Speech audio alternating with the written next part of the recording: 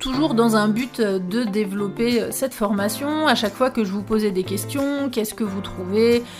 qu'il serait à améliorer dans la formation, qu'est-ce qu'il manque, qu'est-ce que je pourrais changer, et bien c'est vrai que ça revenait souvent, c'était que vous auriez aimé un accompagnement avec des cours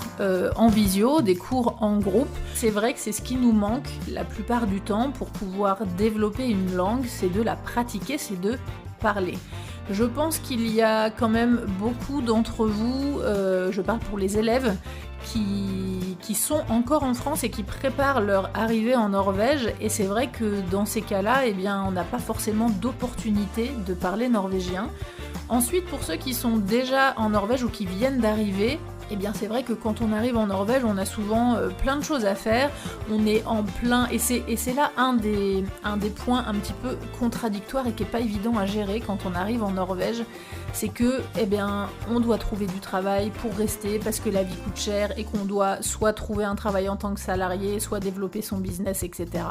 Ça prend du temps. Le temps, c'est de l'argent, du coup on n'a pas d'argent à mettre dans les cours, donc du coup on n'apprend pas le norvégien, mais du coup on est bloqué et on n'arrive pas à trouver de travail parce qu'on ne parle pas norvégien.